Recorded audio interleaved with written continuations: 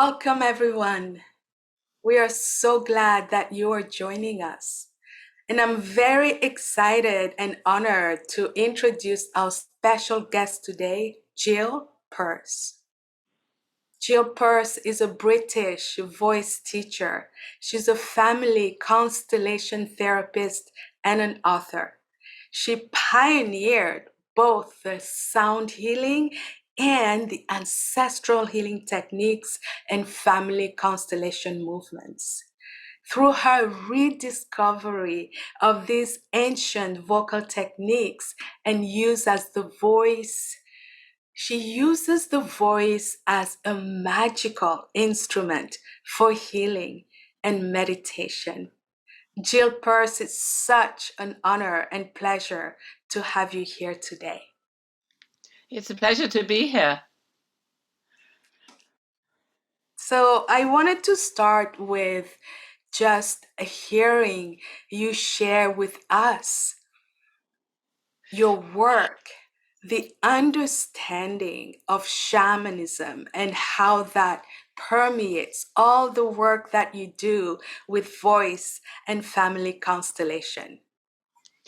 So one of the things about shamanism, it ranged far and wide, so that there was almost all over the world there were shamanic traditions, which were then gradually overtaken by what we call the great or the big religions. And wherever these went, they superimposed themselves over the existing shamanic traditions and took on the quality of those traditions. So when you find Buddhism in the Himalayas, for example, it's very different than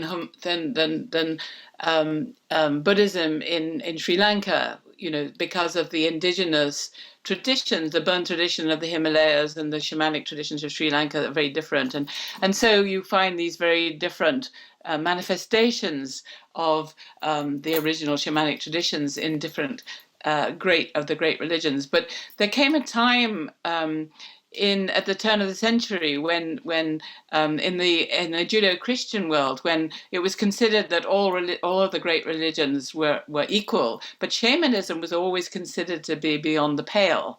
And so a lot of the shamanic traditions began to fade out at the turn of the coming into the 20th century, and by the 1930s in many parts of the world. Shamans had been made to feel inadequate in relation to the big traditions. And then there was a kind of revival in California, people like Michael Hana making it very popular and taking his students back to Central Asia, to Tuva, and teaching the Tuvans about shamanism again. And so there's been a huge revival. And it's so interesting with the form of the chanting that I do, the overtone chanting, because if you went to Tuva, which is one of the sources of this in Central Asia, people, a friend of mine did her Cambridge thesis on this in the 60s. And, she would go to Tuva and they'd say, oh, no, it's not a shamanic technique. And then, by the time shamanism had been sort of reclaimed and revivified, everybody said, well, of course it's shamanic. So it's one of these cases where there's a sort of taking a tradition back to its source and revivifying it. But the main thing about shamanism, I mean, the absolute core point in all shamanic traditions is that the world is alive and has agency. We call that maybe animism, but that we are no more alive than the world in which we inhabit. And so it's a reciprocal relationship that is conducted. It's an I-thou relationship. And this is the absolute core of all shamanic traditions. And and also the existence of a kind of true nature of consciousness, or what people like Michael Hana call non-ordinary reality, for example. So what the Western tradition would call non-ordinary is in fact for the shamanic tradition ordinary, and that's really what we call being present. This is all the core of all spiritual traditions have methods for inducting presence, which is at the heart of their traditions. And presence means not using any sensory experience to remind us of what we forgot to do yesterday, and with implications of what we therefore have to do tomorrow, which is how most of us live. And the whole of the Western society, the Judeo-Christian society, was based on the book of Genesis, the story of Abraham, which is the salvation history, leaving home and going to the promised land. So it's about discursivity, it's about leaving one place, going to another. It's about time, development, evolution, movement, discursivity from here to there. And based in time. The whole of the Western society is based in time, and the whole of Western society is based on the idea that if you find out, if you understand what's happening today, it'll be the same tomorrow. Therefore, we can control our reality. Whereas in shamanic tradition, time has a quality. In astrology, the whole of astrology, for example, is based on the idea that time has a quality. So if you ask a question today, the answer you get will be different from the question you ask tomorrow, from the answer you get to the question tomorrow. So in the shamanic tradition, time has a quality. And it's not about controlling the world, it's about a reciprocal mutuality with the world, where, sacrifices are offered, and the understanding is that there's somebody who's going to receive those offerings. It's a duality, in the sense, a mutuality, not a duality. It's overcoming duality through having this mutuality and being part of the world. And it's so interesting because the methods used to induct these states are chanting, rhythmic noise like drums or rattles, or chanting and singing was particularly powerful. Movement, rhythmic movement, externalizing the means of transformation into plant substances, entheogens of all kinds, ayahuasca, peyote, cannabis, any of these kind of, and then re-ingesting them. Personally, I try not to do that. I feel that the means of transformation comes from within rather than the need to externalize it and re-imbibe it. And I think we all have them there.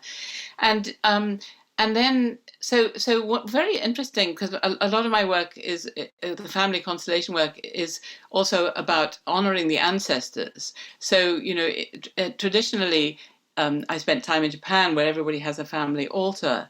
And so traditionally, ancestors have a job to do, which is help the living remain alive. But the ancestors have no agency and are like clamorous children trying to get our attention unless we activate that by remembering them.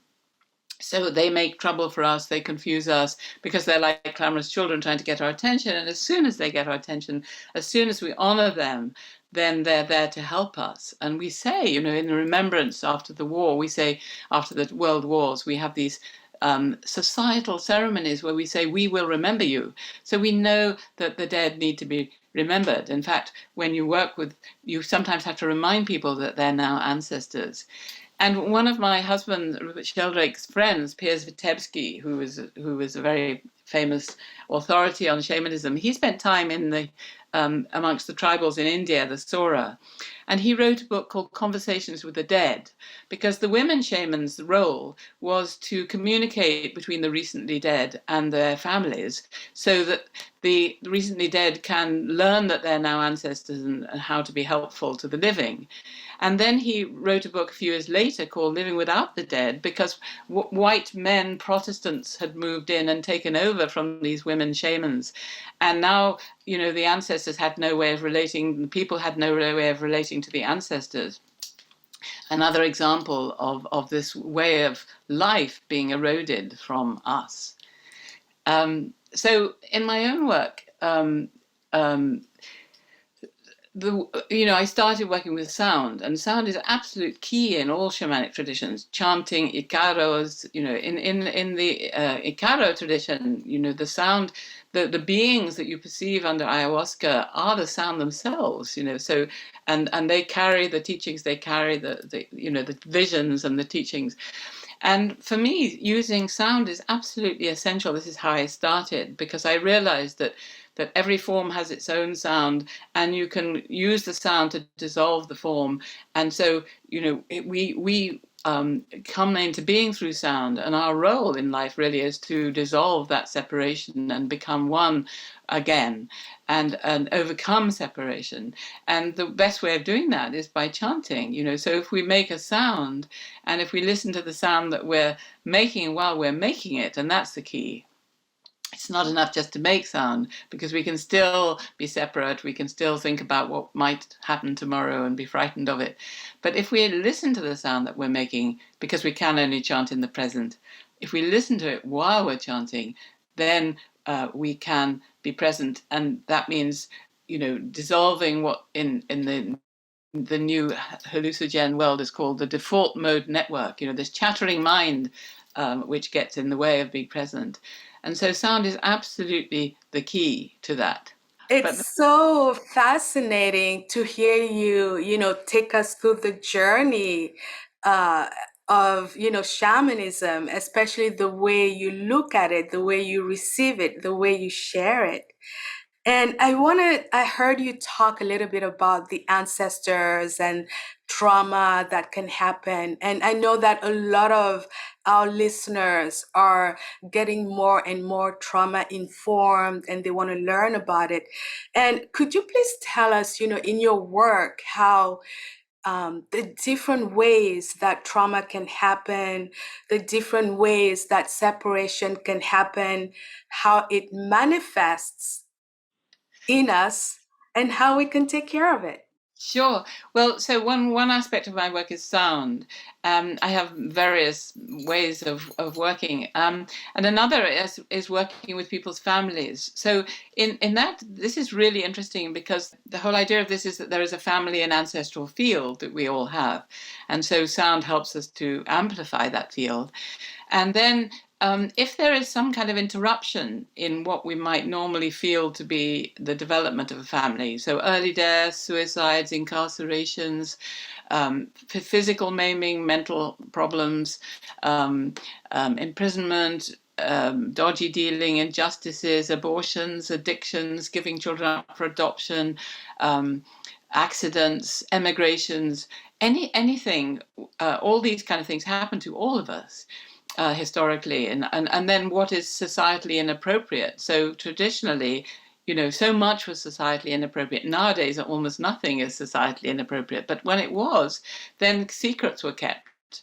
Illegitimate children were taken on by the parents or the grandparents, and they didn't ever know that they were actually, siblings and so on. So all these ideas, nowadays, none of these things are important, but traditionally and historically they were very important, and people suffered shame, and they if anything was society with contravening societal norms, and so these secrets were kept, which oozed toxicity down the generations. So when any of these kind of things happen for people earlier generations, then there's something about those who are alive who have the ability to work with these things. So being alive allows this sort of this intersection with the revelation in the present moment, allows you to work with these things which are passed down. So anybody who's resonant with what happened before, even if they don't know the person, even if they don't know what happened, anybody who has any kind of resonance with that person is entangled, and then they will follow them. So very often what happened to that original person, even though they didn't know them or what happened, they may find happening in their own life. So this work is a wonderful way of drilling down into the unconscious, where most of our problems arise. So how it works is very amazing, and I do it ceremonially. So for me, working ceremonially is absolutely essential. So one of the things about making any changes in our lives is that we go somewhere and we do something, whatever it might be. We work with somebody who we think will help us, or whatever, and then we go back into our normal society. But our normal society has absolutely no idea we've changed, and so all the kind of pseudopodia of the societal context of our lives is the same as it was before we left. And so we have no wriggle room. We just become as we were, because that's how the context is containing us. Whereas if we do something and we're witnessed ceremonially by the people who are also partaking of that, then they witness us going from here to there, and we know that they know that we know that they know that they're there, and there's no going back because they are upholding us in the present state of affairs. And that's why at weddings, for example, you have somebody witnessing who signs a document and says, I was there when they went from being unmarried to being married. And one of my students found this correlative paper, a wonderful paper, which wanted to find out what made for longevity in a marriage. And they did all kinds of, was it the size of the cake? Was it the expense of the wedding? Did the parents know each other? How long had the people known each other? What was the honeymoon like? All the kind of ingredients that go into a wedding. And none of them, there was no correlation at all with the longevity of the marriage, except for one thing, which was how many people they invited to the wedding. In other words, how many people witnessed them going from being unmarried to being married. And so people who slink off and do destination weddings and have a few people with them and get married underwater, they don't understand that this is actually not the point. The point is to be witnessed by your community going from one thing to another, and this is really important. And so for me, doing things ceremonially is key. So when I work with people's family and ancestors, I do it ceremonially, and I would do it with chant. So we amplify the ancestral and family field through mutual chant, which dissolves the boundaries between us and creates and amplifies the ancestral and family field. And then I ceremonially, I call the person forward and I ask them, how are they hurting? And then we have this kind of reciprocal exchange. And I ask them if they want to be healed, because that's important. And then I send them round to honor the circle of naive representatives, because, these things happen in groups of people very often that they don't know. And so they go around and they activate the healing capacity of the group, and then the group is activated, and again through movement and tapping into old forms of movement, which will activate the unconscious side of the body and dragging the conscious side. So causing a kind of brain hemisphere collision, and then activating the group as a healing vessel. And then they choose people, naive representatives from the group, to represent their mother, father, brother, sister. And then I have a few exchanges to say, the events of separation only. That's all that's important.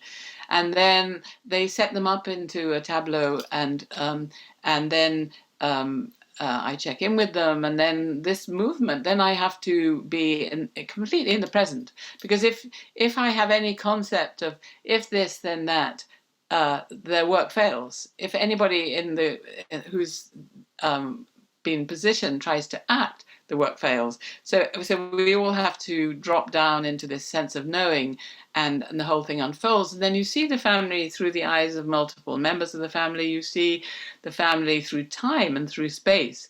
And we never have that opportunity. We only see the family through the window of whether we were loved enough or not enough, better or worse than our siblings. Whereas this way, you have the whole context of the family through time, through space, through the eyes of multiple members, which are always very different from our own. And it's possible to do this in a remarkable way. When I started doing this in the 70s, and I remember in the 80s I was teaching in Munich, and the woman organizing my workshop asked me if I knew the work of Bert Hellinger, and I didn't. So my work grew out quite separately. He then made it very famous in Europe, and especially in Germany, and we got to know him extremely well because he used my husband Rupert Sheldrake's theory to explain what's come to be called the knowing field. I developed this work quite independently because I used to do ceremonies where I activated the streams of the ancestors and had people honor their ancestors. And then I realized what an amazing effect this had. And it's so interesting, when you look at historically, I mean, in 2011, when there was that terrible tsunami in Japan, where people have these ancestral altars, because it's very important to activate the ancestors who look after the living. But after there was a whole school that was buried, that was flooded, and children drowned, and quite a lot of Zen priests were finding that children were being occupied or channeling disembodied ancestors who had been orphaned because the people that they looked after had been drowned. And so there's a very interesting book about that called The Ghost of the Tsunami. So this but even in Japan, it's dying out. You know, when I was there in '82, everybody had an ancestral altar. When I talk to young Japanese people now, they say, "Oh yes, my grandmother had one." You know, so these traditions, they're partly being revived and partly dying out. So the older generation, who are the knowledge holders, are dying out, but at the same time, there's a movement amongst the young to try and revivify them, because they realize how important they are. It's a beautiful answer because, everyone was able to get something out of your answer. And, a lot of these ancestral generational healing is really happening around the world, from science like epigenetics, telling us how we carry, these memories or traumas, through our DNA, right? So it's great to have this mirror of the ceremonial way of healing those parts of us that we might not know we carry within us. Well, the epigenetics is very interesting. You know, in the early 1970s, I did a research fellowship at King's College with one of the three people who got Nobel Prize for discovering DNA. You know, there was Watson, Crick, and Wilkins. And I worked with Wilkins in those days.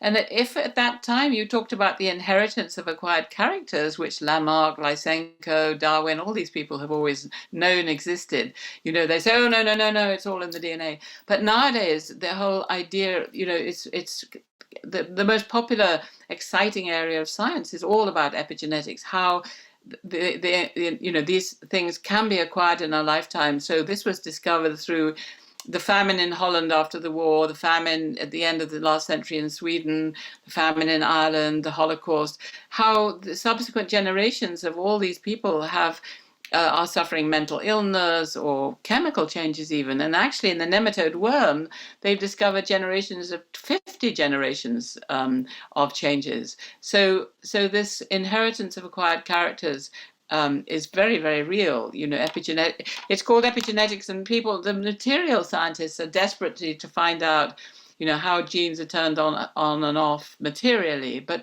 my husband's theory of morphic resonance describes it as a field phenomenon, and I'm sure it's some form of resonance into the field. I'm sure that's really what it's about. But this work demonstrated it before everybody got interested in it again. But yes, epigenetics is very exciting. Finally, they're catching up.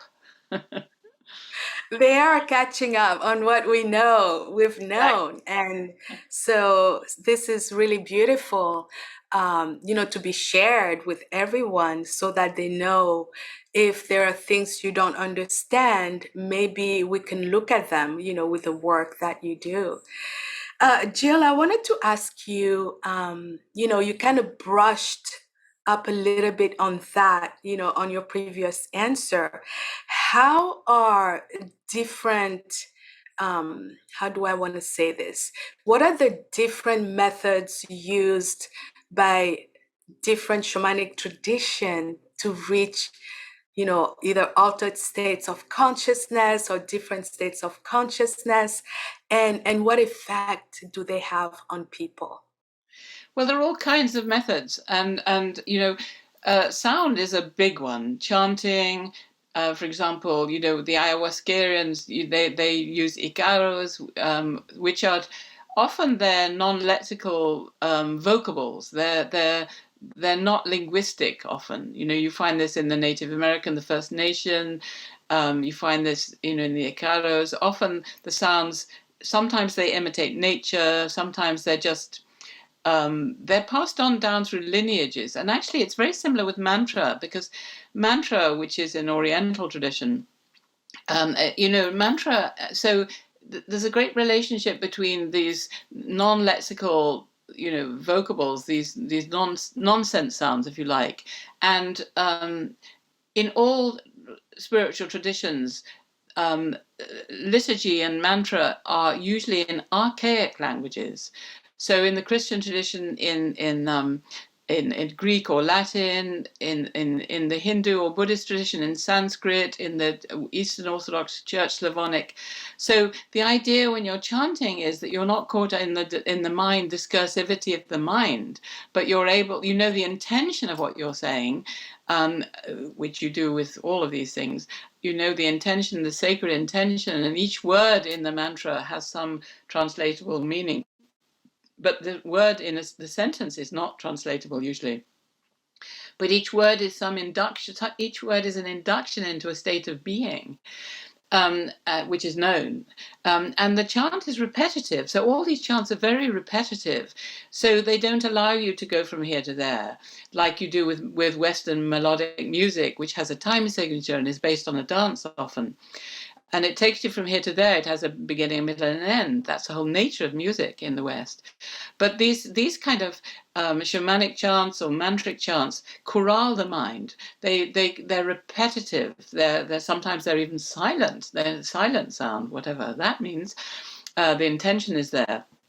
So they corral the mind and keep it in the present. And one of the things about shamanic traditions is the central axis. You know, very often this is indicated in shamanic traditions. People leap off into the blue. You know, they leap off out of the center. It's all about the center is presence, and we have that actually. I dare say somebody's mentioned this. You know, it's a relic in Western tradition. We have Father Christmas, who wears the red and white of the amanita mushroom, who answers burnt offerings. You know, children ask for their presents in the fire, and their presents come down the vertical axis, which is the chimney. You know, so this. It's embedded in the Western tradition, even in this hidden form. So the central axis is very important, and in Tibetan Buddhism, the axis is indicated by something called the Vajra or the Dorje, which is a thing you hold, which is an indication of presence of diamond mind. But again, you have this axis, and the thing about the axis, the central axis, it holds duality forever as one, because you have the poles at either end of it. And so this whole centrality of the axis, which represents the unity of the mind, is so important. And so any kind of trauma exists in time. You know, any kind of trauma is based on separation, and very often the fear of the unknown, the fear of what might happen. Whereas if you're in the present moment, then there is no fear, it's ecstatic. And so the means for inducting ecstasy come about through sound, as I described it, you know, so overtone chanting, which I'll demonstrate in a moment, which was, as I said, it was, you know, traditionally people used it shamanically. Then it was because you have the spirit voice, you have the drone, and then you have the high flute-like sounds of the spirits. And this was when shamanism was considered shameful. Then this was said to be not shamanic. But as soon as shamanism was revivified, reactivated, now in Central Asia now everybody's a shaman. You know, shamanism's big time in Central Asia. Midsummer is a huge festival. Everybody brings out their drums and their clothing and gathers around the fires and so forth. And overtone chanting or harmonic chant is a big part of it. And so nowadays everybody says, of course it's shamanic.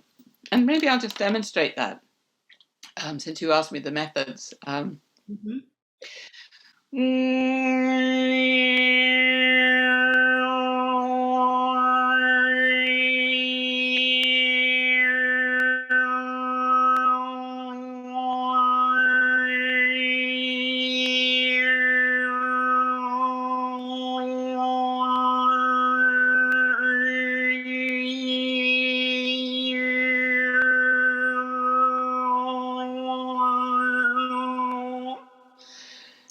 Just chanting on one note. But I'm amplifying the component parts of the sound, the harmonics which are in tune, in a way that Western music is not. It was retuned out of tune, the tempered scale, in the 17th century. And so this is a way of being in tune and creating coherence within the body, mutual coherence with the geometry of nature, which goes back to the whole shamanic notion of nature being alive, and we are only a part of nature. You know, we're no more we have no more agency than nature does. And so it's about this mutuality, this reciprocity, and how you create that. And so this form of chanting is a way of activating the geometry of nature and resonating our own geometry with that. So again, activating the resonant nature of the world. You know, everything we now understand about the living world is resonant, is the period regularities and periodicities of movement. And so, you know, the shamanic traditions understood this in a different way, you know, not through scientific analysis, but they knew this to be the case. So chanting is a very, very important way, and I teach this. I give workshops where I teach this form of chanting and have done for a very, very long time, and it's really magical because it does dissolve the boundaries. Sound dissolves the boundaries between people and creates community, and it allows us to be present because we listen to the sound we're making, creating this circuit of attention. So it's absolutely key. And it's used in all shamanic traditions. So chanting, for example, as I described it, ikaros, and chanting of different kinds, rhythmic, vocables, non-lexical chants, as in Native American or First Nation chants, and mantras. And then a rhythmic noise. So drumming is a noise sound. The waveforms are chaotic, but rhythmic drumming is trance-inducing, as is, you know, and where drums don't work, where, you know, in jungle situations where there's a lot of rain, drums, the skin relaxes, and they use rattles. And a rattle is a rhythmic white noise, you know, so again, trance-inducing. So sound is absolutely the key, but there are many other methods as well. Rhythmic movements. So some of these rhythmic movements, for example, in the Islamic tradition and Sufi tradition, you have this rhythmic trance induction called zikr, which means remembrance. But this is based on a way pre-Islamic tradition that existed in what we now call the Middle East. Or what we did call the Middle East. So this is a very ancient tradition, and the ghost dance, you know, which is a deluded anthropological name for a way that was started in the 1870s in North America to contact the ancestors. So the anthropologists had no idea what they were up to, so they called it the ghost dance. That's my take anyway. And this was a way of rhythmically going into trance to contact the ancestors, to get the ancestors to help them to fight the bullets. You know, it's a kind of unfair contest in a way. So, and then of course entheogens, taking plant substances, that which is a very immediate way of changing consciousness. I mean, for me, I'm much more interested in these other ways of doing it. So these are some of the main ways. I'm just trying to think of other ones. I think rhythmic movement, rhythmic chants, um, are definitely the main ways, I think, used by most people, and combinations of them, and of course then taking plant substances. Wow, thank you so much for this exhaustive and you know your fund of knowledge and history and stories. They are all coming together in what you are sharing with us. You know, sound is something that I'm passionate about myself. And, you know, one of the things that made me smile as you were talking is, you know, science is just, you know, starting to discover these things in shamanism, this voice, the icaros, the overtones. They are so important because healing happens in the overtones. And chanting the voice, they are non-invasive. So you don't even know that healing is happening. I love how you talked about bringing us into the present moment or, you know, shifting our consciousness. Because when you hear these repetitive movements or repetitive noise like drums, rattle, they shut down the part of the brain that is called the reticular activating system. And when that happens, you can really come, you know, into the present. That's the doctor in me. I had to, say a little bit about that. Healing is, in the development of consciousness, it's about inducting order into the system and restoring order and activating the resonant movements. And of course, harmonics are the most ordered aspect of sound. And being in the present is where we know everything and all healing can happen.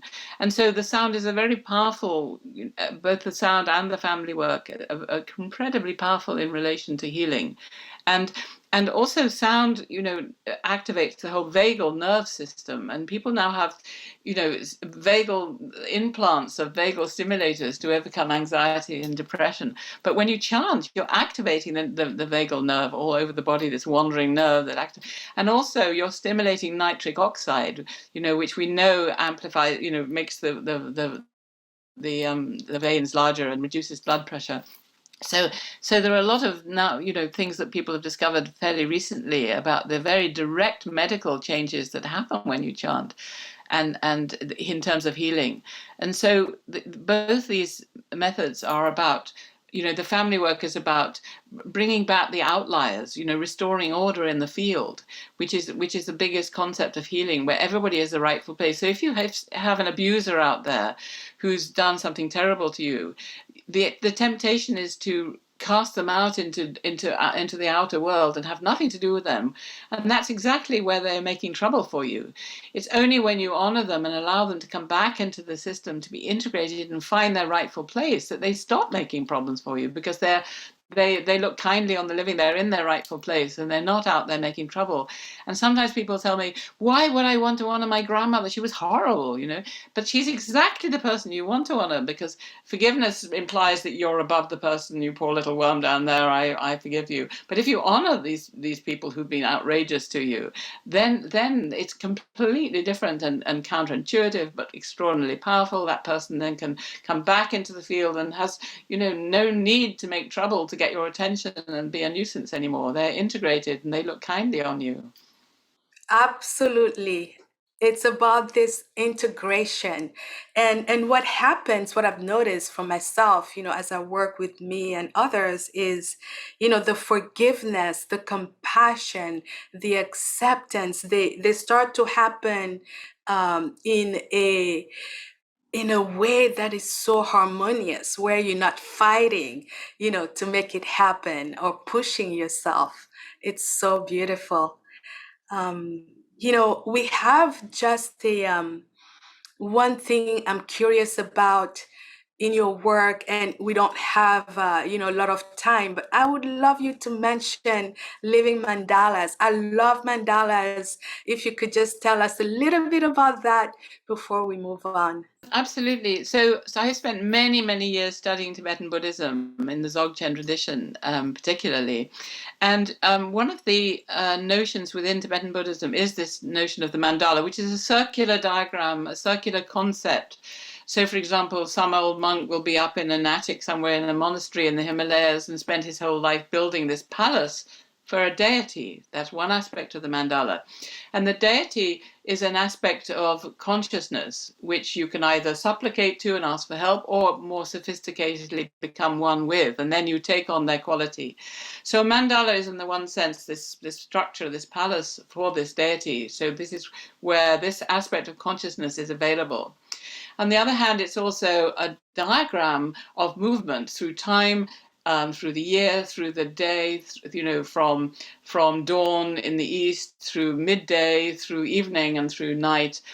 And it's also a journey through what are called the afflictive emotions. So if I see you as separate from me, I either want you and I'm full of attachment and I can't have you, so my attachment is unlimited, or I'm lumbered with you and I feel anger and aversion, I try to push you away. So this is this sort of duality based on ignorance, which is ignoring what is, which is, and we know better, there is no separation. So this gives rise to reactive patterns. So, for example, the mandala has 6 afflictive emotions, which, when you move through the mandala, you transform. They're not fixed like in Freud or Jung. They're not there. They're just inappropriate reactions to not understanding what is. So, for example, in the East, which is the reactive passion is anger. And when you understand, when you transform it, it's mirror-like wisdom, which means seeing things as they are. If you see things as they are, you don't react. You're not angry. You don't need to be angry. So the mandala is a journey through these. Well, what I've done is, and I've done over 30 of them now. I do 2 a year, or at least before the pandemic, I did 2 a year, because they're highly interactive, very intimate, and very, very powerful. I have a group of people, maybe 100 people. I have 4 circles, and people progress through all the positions in the circles, working on the issue that the mandala is about, going through all these different directions, working with their afflictive emotions, realizing and overcoming them through these interactions with people, and moving on. And they end up a week later where they began, totally transformed, having been through the center, which is stupidity and absolute perfection wisdom, when you understand it and overcome stupidity.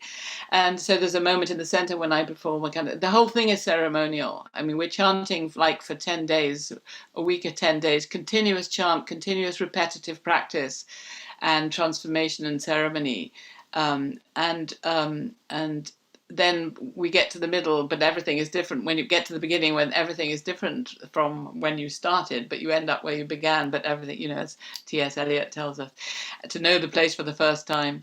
So it's an incredible process that I developed, understanding the Tibetan mandala, but taking it in a way, integrating it with physical movement, chant, activity, practice, and the understanding of the West. So integrating it into our Western understanding. And people who've studied Tibetan Buddhism who do this, understand the nature of the mandala for the first time, because they've actually experienced it. It's not just a theoretical diagram or something somebody's building. It's actually a process, a dynamic process that they go through with movement and chant and react, interaction with other people around their particular issues, because everybody has certain issues they articulate in relation to the issue of the central mandala, which is different every time. And they work with those issues and overcome them, understanding the nature of the elements, which are also the directions, which are also the afflictive emotions, which are also the wisdoms. So it's incredibly complex, absolutely brilliant. And when you do it repeatedly, you understand all the sort of complexity of it, because you're actually living it. It's one of those things that all of this work's very hard to describe, because it's so experiential. And when you try and describe it, any of the family work or the sound work or the mandala work, it's so experiential, and people are completely transformed by the end of the process. So it's very hard to describe. You're doing it so well, and I think everybody can feel your passion about it, and your face is transformed, and the joy about how it can really help people who do the work that way.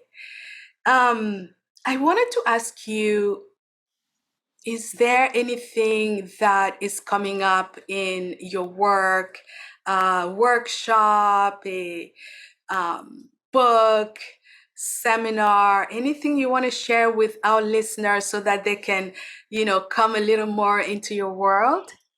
Sure. Well, I wrote a book called The Mystic Spiral, which is still available, Journey of the Soul. I have recordings which are now available on Bandcamp, or you can get them from me. I have a very, very active website called healingvoice.com, which is full of interviews and also has my program. And at the moment, so before the pandemic, I was teaching regular workshops in England and in Canada and in North America, in the States, and all over the world.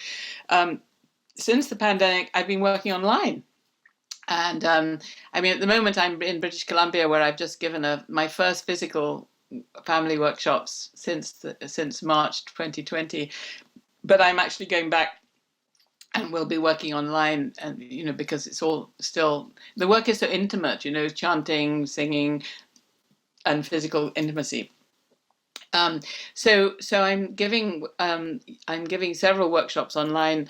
I'm giving the next family constellation workshop is in November, the 11th, 12th, and 13th of November online, and then there'll be another one in January. I'm giving them every other month, and then a voice workshop on October 15th, 16th, and December 10th and 11th, and those are online, and they're on Eventbrite or on my website healingvoice.com on the home page. So, and you can email me info@healingvoice.com, but they're on the homepage, and I'm just letting them out as they come. And the amazing thing about working online, I would never have believed it. It works because we're working outside of space and time anyway. And what's even very amusing is that Zoom plays a very humorous part in the process. Zoom is very witty in this process. Same for me. So everybody, you have heard, how you can get more of Jill Purce and bring her into your life. So given everything that you have shared with our listeners today, we only have maybe a couple minutes. Is there one step, one thing that you can share with our listeners so that they can transform their lives, or move a little closer to that presence, that wholeness? Oh my goodness. Well, come and work with me. I love that. The other thing about work I find that's so important is it has to be fun and funny. So, if work without this kind of work, if it's serious and humorless, is deadly. If it's fun and full of humor, then it's really enjoyable and it makes a difference. So that's the key part of it for me. It has to be fun and funny. Thank you. What an amazing, amazing participation. Thank you for your time. Thank you for your effort, your wisdom, your knowledge. Jill Purce, what an honor and pleasure to have you here. And thank you, all the listeners. Thank you.